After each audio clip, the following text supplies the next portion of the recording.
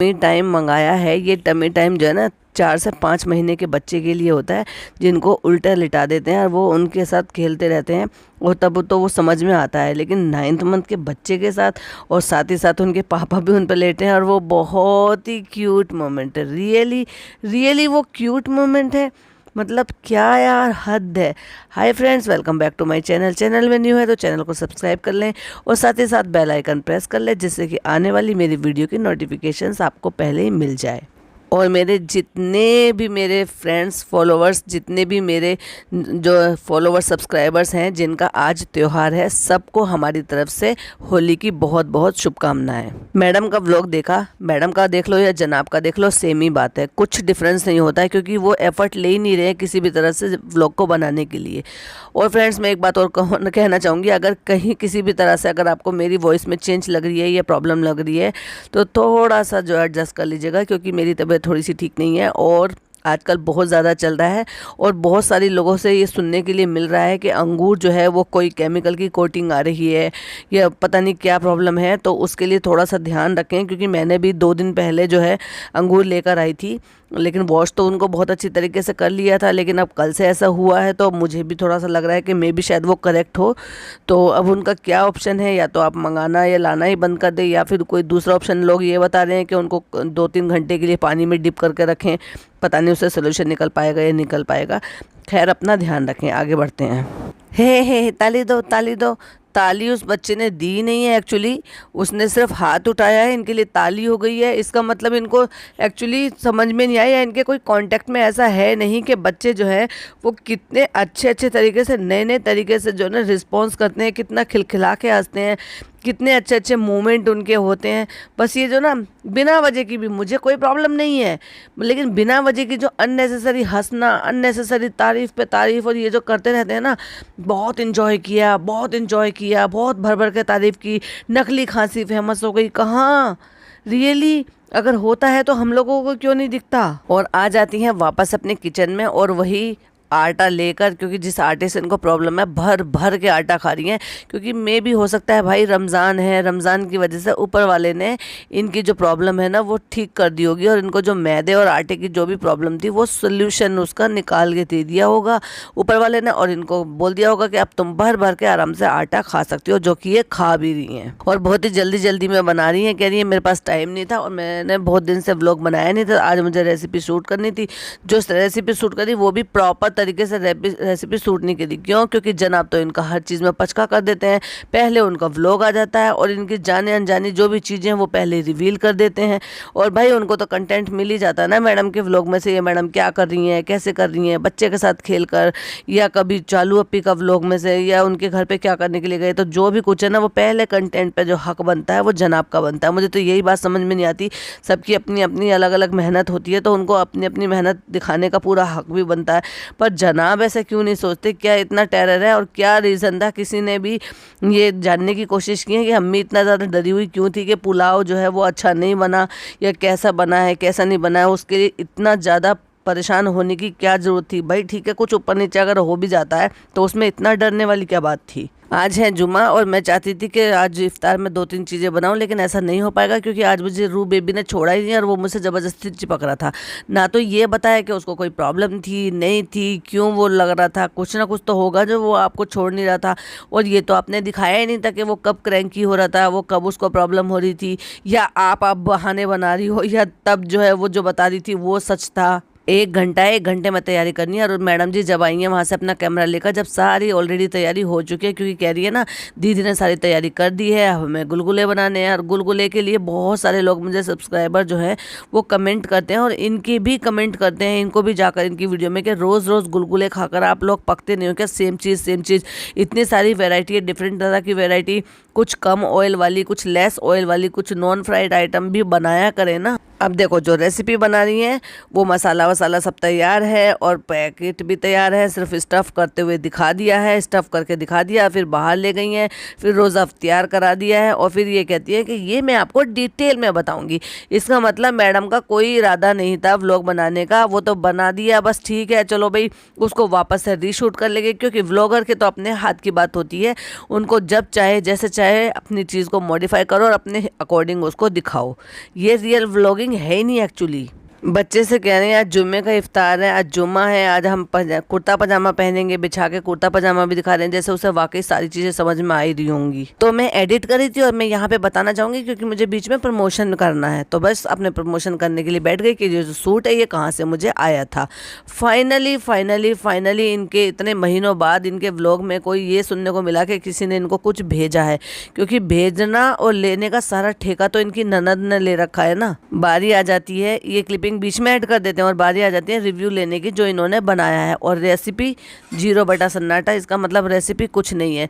जब सबको इफ्तार करा दिया है, यानी कि जितने भी लोग थे सबको इफ्तार करा दिया, उसके बाद वापस से उसका मसाला यानी कि स्टफिंग फिर सारी से रीशूट करके, वो भी टुकड़ों टुकड़ों में शूट करके तब वो पेश कर रही हैं। क्या ज़रूरत क्या थी ये 14 मिनट का व्लॉग 15 मिनट का व्लॉग भी बनाने की? मत बनाते, किसी ने कहा थोड़ी ना है व्लॉग बनाने के लिए। अब क्योंकि मैडम का व्लॉग है तो जनाब ने कैमरा थाम लिया है, क्योंकि नॉर्मली अब हमने सवाल उठाया है तो अब वो फीड कराने के लिए गई है। अब वो खाना खिलाने के लिए गई है या फीड कराने के लिए गई है या कौन सा फीड कराने के लिए गई है ये नहीं बताया, क्योंकि जैसा हमें लग रहा है कि अभी तक अब इतने महीनों से वो बिल्कुल अपने फीड का नाम ही नहीं ले रही हैं। तो जनाब ने कैमरा थाम लिया है मैडम का, क्योंकि मैडम फीड कराने के लिए चली गई है। अब जनाब जब उनसे अपना कंटेंट शूट करा लेते हैं, तो अब जब मैडम की बारी आई तो जनाब को थमा के चली गई हैं। तो अम्मी से भी रिव्यू ले लो, डब्बा से भी रिव्यू ले लो, डब्बा के हस्बैंड से भी रिव्यूज़ ले लो, क्योंकि भाई वो भी तो शूट करना ज़रूरी है ना। क्योंकि देखो अगर मैं पैसे नहीं कमाऊँगी तो फिर मैं नीचे चली जाऊँगी, तो फिर भाई मुझे तो पैसा कमाना पड़ेगा ही ना, चाहे भले ही मेरे व्लॉग में कंटेंट हो या ना हो, पर मुझे व्लॉग डालना ही डालना। तो इसलिए टुकड़ों टुकड़ों में डालूँ या फिर बिना समझ के डालूँ जिसमें कुछ समझ में नहीं आ रहा है, पर मुझे डालना है। एटलीस्ट वो कुछ भी ना सही कुछ व्यू तो देकर जाएगा ही, जिससे मेरी अर्निंग का आगे का कुछ ना कुछ इंतज़ाम हो पाएगा। क्योंकि आप देखेंगे ना पहले से इनका ग्राफ कहाँ से कहाँ तक आ चुका है। पहले कितने व्यूज़ आते थे और अब कितने व्यूज़ आते हैं। जो मैंने चिकन पकड़्स बनाए थे वो सबको पसंद आ गए थे, अब वो सब अपने अपने घर चले गए हैं। अब वो जनाब हमारे जिम चले गए हैं, रू बेबी सो गया है, मम्मी आ गई उसकी देखभाल करने के लिए। अब मैं फ्री हूँ, अब मैं रिलैक्स होकर अपनी रेसिपी को शूट करूँगी। वाह भाई वाह, अच्छा व्लॉग बनाया है भाई। इस बार मैडम ने जिसकी भी रेसिपी देखी है या यूँ कह लो जिसकी भी रेसिपी कॉपी की है, उनका नाम एक्चुअली वो करेक्ट ना सही लेकिन इंडिकेशन देकर उनका नाम बता दिया है कि कहाँ से उन्होंने रेसिपी देखी है। ये जो पॉकेट है ये ब्रेड से बनता है, ये गोल कट करके भी बनता है और इसको चौकोर रेक्टेंगल किसी भी शेप में आप बना सकते हो, क्योंकि बेसिकली इसका ना एक पॉकेट बनाना होता है जिसमें आपको स्टफिंग फिल करनी होती है। मैडम ने देखो तो सही कितनी बेहूदगी तरीके से बना रही हैं। मतलब कोटिंग करने का और डिप करने का भी एक तरीका होता है कि आपने एग जो है उसका एक लिक्विड तैयार किया और उसमें डिप किया, उसके बाद उसको आप फोक से कांटे से किसी चीज़ से उठाते, फिर देन उसको किसी प्लेट में ऐसे रखते, दोनों हाथ सान के, दोनों हाथ को सान के इतने अनहाइजीनिक तरीके से बना रही हैं, हद है। मतलब इतना पढ़ा लिखा होके I am the cabin crew होने का मतलब भी कुछ भी समझ में नहीं आया। मतलब कुछ नहीं सीखा वहाँ पर आपने कि हाइजीन लेवल मेंटेन किया जाता है। ये देखो एक स्क्रीनशॉट लगा रही हूँ, प्लीज स्क्रीन की तरफ देखिए, दोनों हाथों से लगा रही हैं उसको ब्रेड क्रम्स को। और दूसरा आप तेल देख रहे हो ना कढ़ाई में, ये तेल जो ना इसी कढ़ाई में ऐसे ही छोड़ देती हैं, ये भी ऐसे छोड़ देती है, नीचे वाले घर में भी ऐसे ही रहता है और डब्बा के घर में भी ऐसा रहता है। और उसी तेल को 4-4 5-5 दिन तक यूज़ करते चले जाते हैं। इनको तेल क्लीन करना नहीं आता है क्या? मतलब बिल्कुल अकल से पैदल हैं क्या? बिल्कुल अकल नहीं है इनको इन चीज़ों की कि एक ही तेल को बार बार पकाना फिर उसमें फ्राई करना, वो कितना अनहेल्दी हो सकता है, कितना शरीर को नुकसान पहुंचा सकता है। तेल उतना डालो ना, बर्तन उतना लो, पॉट उतना लो जितना कि वो कंज्यूम हो जाए। हमने तो किसी को नहीं देखा, हमने तो अपने घर में इतने टाइम ना हमने अपनी अम्मी को देखा ऐसे करते हुए, ना दादी को देखा, और ना ही इतने टाइम से मेरी अपनी खुद की गृहस्थी है ना मैंने ऐसे देखा। तो मेरी बेटी ने भी वैसा नहीं सीखा कि आप एक ही तेल को जो है कढ़ाई में छोड़ दो और उसको रोज़ फ्राई करो। पहली बात तो कहीं भी ये हुक्म आया ही नहीं है कि आपको रोज़ फ्राइड ही खाना है। आप पे अननेसेसरी पैसा है तो आप हेल्दी नहीं खा सकते हो क्या उस पैसे से खरीद कर? ज़रूरी आपको फ्राइड ही खाना है, तेल में तल कर ही खाना है? गलत तरीके से लोगों को गलत इन्फ्लुएंस फैलाते हैं कि रमज़ानों में ना लोग तला भुना खाते रहते हैं, सारी रात खाते रहते हैं, सारी रात जागते हैं, सारी रात खाते हैं, ये है इनका रोज़ा। मतलब उनको इतना रोज़ा समझ में आया जितना आपने समझाने की कोशिश की है लोगों को। वो तल रही हैं, अगर नया तेल होता है तो तेल का कलर चेंज होता है। ये कई बार का यूज़ करा हुआ तेल है, देखो तेल का कलर कैसा हो गया है। देखिए मैं आपको एक स्क्रीनशॉट शेयर कर रही हूँ, प्लीज़ चेक कीजिए। अब आगे तो क्या ही बताएंगे, उनको फ्राई कर लिया है, दोनों ब्रेड को एक दूसरे के ऊपर रख के फिर उनको जो है डिप कर लिया अंडे के बैटर में, फिर उसके बाद उसको ब्रेड क्रम्स लगा लिया है, फिर उनको इतने पुराने रखे हुए तेल में तल लिया है। एंड देन क्योंकि वो तल जाता है जब, तो उस पर क्योंकि अंडा लगा हुआ होता है उसकी वजह से वो दोनों जो भी ब्रेड की जो परतें हैं ना वो बीच में से फूल जाती है, और जब वो बीच में से फूल जाती है तो वो गैप बना देती है, तो वो पॉकेट टाइप का बन जाता है। फिर जब आप उसको नाइफ से कट करते हैं, फिर चाहे उसको ट्रायंगल शेप में कट करें या फिर आप उसको रेक्टेंगल शेप में कट करें या फिर आपको बीच में से कट करें, तो वो आपको एक पॉकेट शेप की मिल जाती है। उसमें आप अपने मन पसंद से चाहे वेज चाहे तो नॉन वेज आप उसमें वो कर सकते हैं, फिल कर सकते हैं।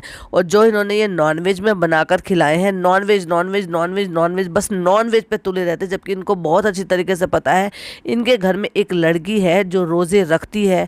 पता नहीं अब रख रही है कि नहीं रख रही है, क्योंकि अभी हमने डब्बा के लेटेस्ट व्लॉग में देखा है कि वो कुछ चखा रही है उसको दिन में, कहते हैं हाँ ठीक है। और जब अम्मी यखनी पुलाव बनाई थी, इसी व्लॉग की बात है, जब अम्मी यखनी पुलाव बनाई थी तो उन्होंने उनको नमक चखाया था उसका अखनी के पानी का, तो भी वो चख रही थी।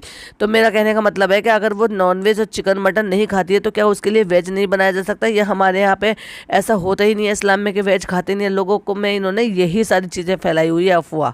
हम लोगों में ना सिर्फ चिकन मटन डेली खाया जाता है, और वो भी डेली बेसिस पे खाया जाता है, ना कि ये भी नहीं कि कभी कभार कोई मेहमान आ गया ऐसा कुछ है, नहीं।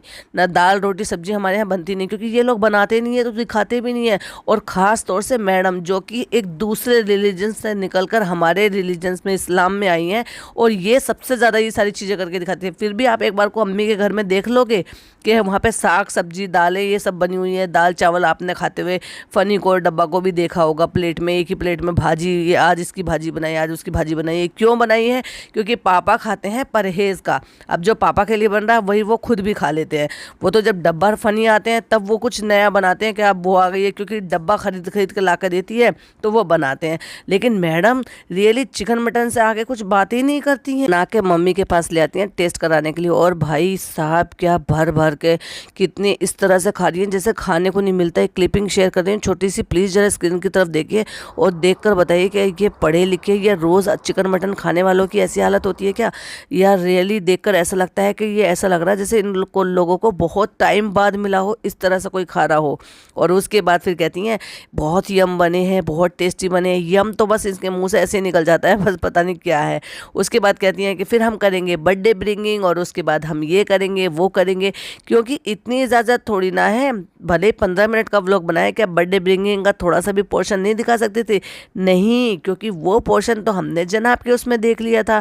अब क्योंकि भाई जनाब को कंटेंट पूरा देना ज़रूरी है ना, मैन चाइल्ड की प्रोग्राम में या मैन चाइल्ड के किसी भी काम में कमी नहीं होनी चाहिए। भले चाहे मैं कर लूँगी, I am the cabin crew, मैं क्यों किसी चीज़ में वो पीछे वो करूँ किसी तरह का। मैं तो अपने आप ही खुद को ग्रो कर ही लूँगी, लेकिन ग्रो होने की ज़रूरत तो मेरे जनाब को है, क्योंकि उनको तो वोट से भी कुछ नहीं मिल पाया।